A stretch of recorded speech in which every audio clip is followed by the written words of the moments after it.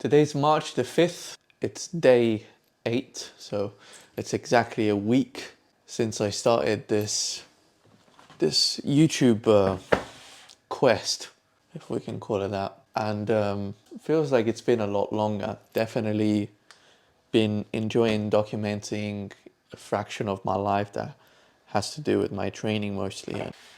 And you know, like last night I was thinking about when I first started and the reasons why I got so seriously into it, especially between 2015 and 2021 before the business really took off. And the reasons changed a lot over the years. And I'm not talking about the last 2 years when I started doing things a bit more flexibly, but up until 2021, I was really extremely meticulous with the way that I was doing things, and I was, very much into bodybuilding to the extent of wanting to compete and being very much into that side of the fitness industry. And again, like the reasons changed a lot over time, but I think what stayed consistent was the strong urge to train and wanting to improve. And I think that's still there. It's still very much there. But I think more than anything, I really enjoy this. Like I really enjoy going to the gym and training to failure or close to failure and challenge myself physically to that extent. And why am I saying this? Because I think that is a component that if you want to be successful in this needs to be there. I think anyone that is driven by the goal and not driven by the work and the passion for the work is going to struggle. And even if you do get to your goal, it's going to be very difficult to maintain it. And we know that obviously, maintaining a physique is so much easier than it is to actually get there in the first place. But still, if you hate the idea of challenging yourself physically like that, then you're going to struggle. But I also do think, and this perhaps is a bit naive of me to think so, but I think that it's in everyone, the ability to enjoy challenging themselves physically, because it's so primal and it's so empowering. And more than anything else, you just learn one of the most important abilities that we have as human beings, in my personal opinion, which is the ability to transform bad energy or bad things or just shit into positives. And as cringe as it sounds, the gym teaches you that exactly. It teaches you how to do that physically. And once you unlock that subconsciously, you'll be a lot more prompt to developing that skill, that ability into all the other areas of your life. And I don't think you need to be necessarily emotionally aware. You don't even need to be, physically gifted to any degree. And I think that's also the beauty of it. You can go to the gym and challenge yourself at any level. You can be a complete beginner going to the gym and just learning how to move your body, and that is already challenging and already rewarding in itself. And if you're really advanced, there's always more that you can do. There's always something new that you can learn. As a beginner, you might be overwhelmed by the idea that you have to learn a new skill. You have to learn how to train. And you might think about the results that you want to achieve and just feel incredibly far from the day when you'll be able to actually get there. But you're completely missing out on the point that even just learning how to train, even just learning the movement is incredibly rewarding. And after every single session, you're going to feel rewarded to an extent. It happens to me, it happens to everyone, anyone who has even years of experience, it still happens to them after every single session. So it's even more powerful when you're a newbie. And of course, initially there's going to be a bit of friction. That is always going to be the case when you need to install a new habit, when you need to create and rebuild the momentum with something new that perhaps goes a little bit against the kind of lifestyle that you were living before. But it's literally only temporary. And also remember that nothing amazing comes easy. And we live in an era where we want everything easy, we want everything simple. But there's beauty in the hardship. And honestly, sometimes I say these things and I cringe myself out, but it's true. It is true. And I think the more you develop a relationship with the hardship, with the grind, and the better you're going to feel about the whole process and the better results you're going to get. So I genuinely think that the secret with this shit is just to start loving the process and to focus on the work, not on the results. Ain't that right? Hmm? Sorry, I don't have boobies to breastfeed you. I wish I could. Well, actually, I don't. I don't really. I don't wish that. Right, we're done. We're done. Okay. So today is posterior day again. We filmed this last week. Well, actually, we only filmed the hamstrings bit. So I'm gonna go through that a little bit again, but mostly I want to film the back part of the workout that I didn't film last week. It's literally only two exercises. One for my upper back, another one for my lats. I think it is important to film these. I think it is important to show you guys these because I don't do them on my actual back day. I usually get my pre-workout when I get to the gym. I literally like to sip it just before getting started, since it takes me fucking ages to warm up. By the time I'm done with the warm up, then the pre-workout has kicked in. But I do prepare my intro workout shake here, just creatine, EAA, and cyclodextrin. So I think we're ready to go. Bit of a different start today. We're doing line leg curl as fast exercise. This is actually one I used to open all my hamstring sessions at the back of last year. So I became quite fond of this exercise. This is a new machine in this gym. The stack is pretty light, which makes me feel pretty good because I can stack it and do quite a few reps with it.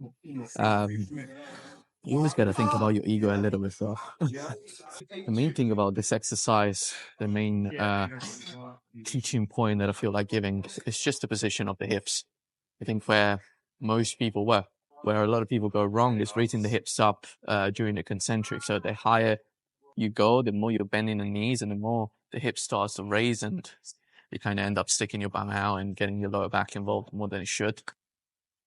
So with that, just make sure that you keep your glutes a bit in flexion. Squeeze your glutes a little bit, not to the point that you just become completely dysfunctional and you can't bend the knee, but just enough to be able to keep those hips on the pad without raising them too high. Medium rep range, 8 reps at least.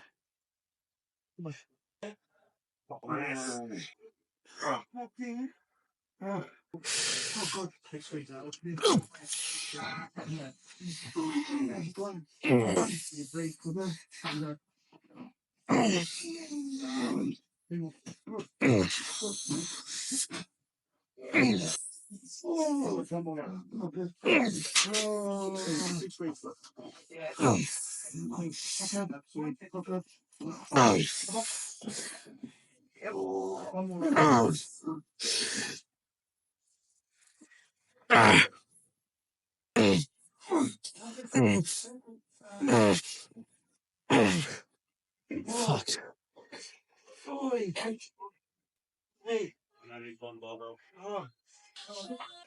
Feel good. I did a few partials at the end. Felt heavy to do that though. Probably not the adequate way to add a few partials, not gonna lie, but it's alright. I survived.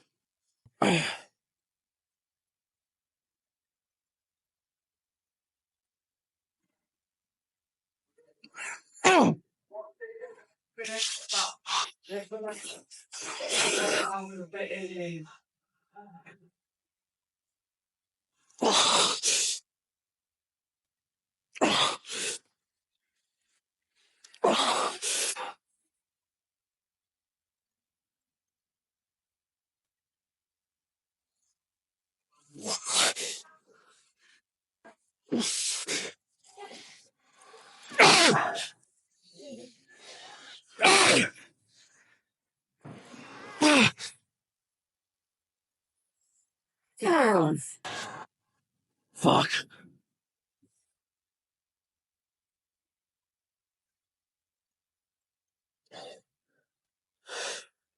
Fuck.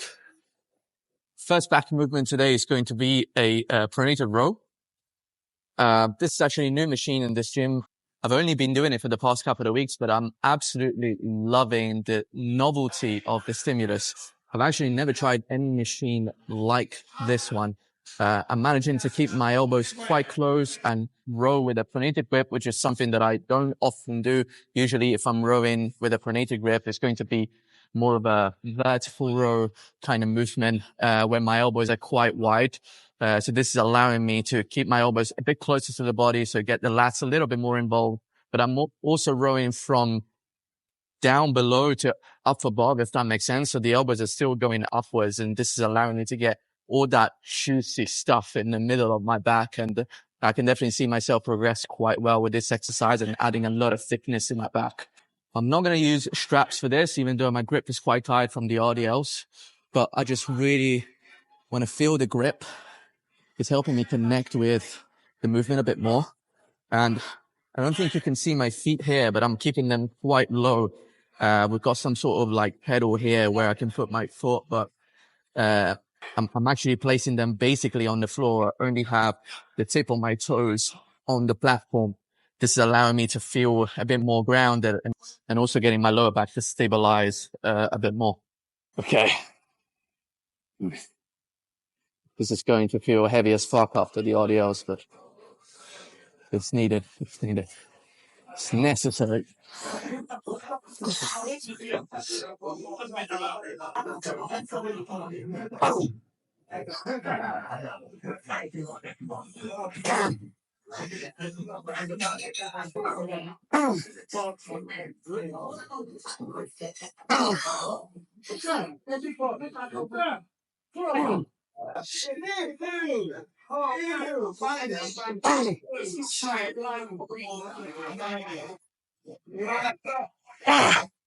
Fuck. That felt quite good. I'm almost pausing for a second at the top. It just really get a little bit of extra time under tension at the peak of contraction. So this is allowing me to not necessarily having to go super heavy, especially after the RDLs. So sometimes time under tension can be really, really useful.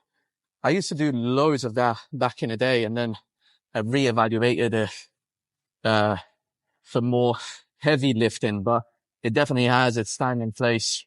If you place it smartly in your programming, it can be really powerful and get you to do extra work with a much better stimulus to fatigue ratio. A bit lighter now for a higher rep range. Same setup.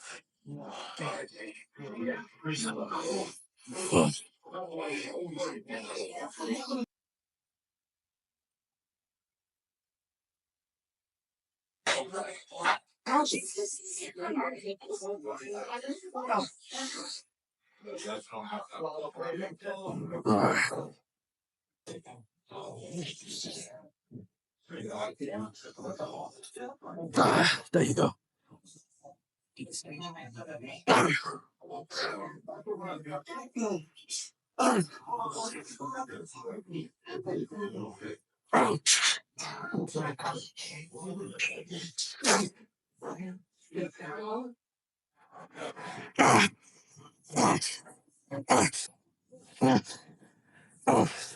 Fuck. Final exercise is a wide grip, pull down. Again, a little bit of lats, a little bit of mid back. It just makes more sense to me on a second back day just to just focus a bit more on the mid back, and then on a main back day a bit more on the lats. The hardest thing on this is just fucking sitting down. I have to slide in with the knees underneath the pad and pull myself down with my legs. The things we do for the game.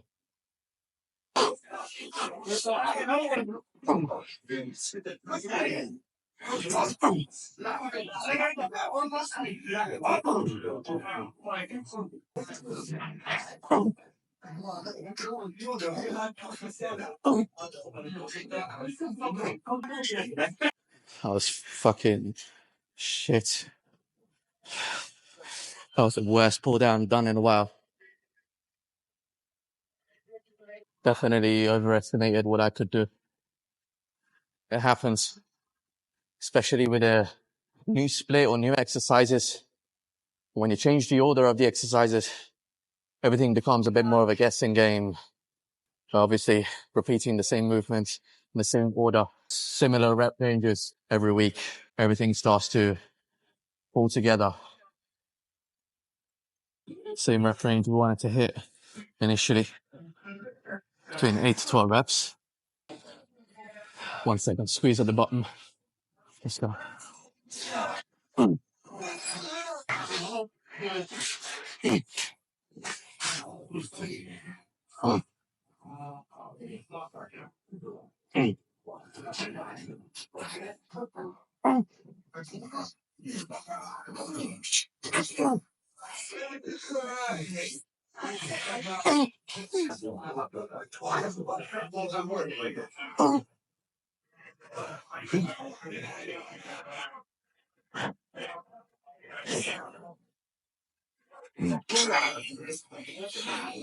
Better.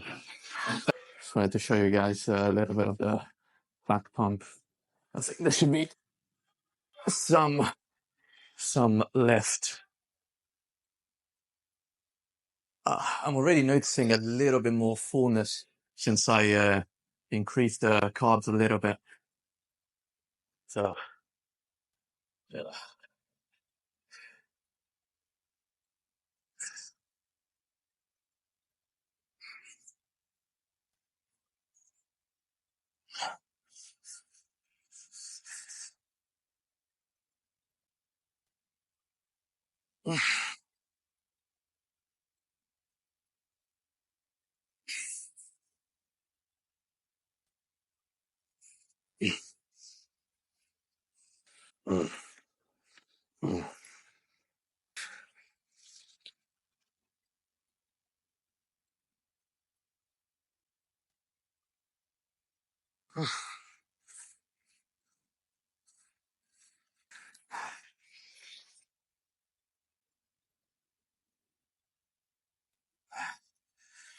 I think now that my shoulders are starting to finally get closer to 100%, I'm definitely going to start prioritizing them a little bit more.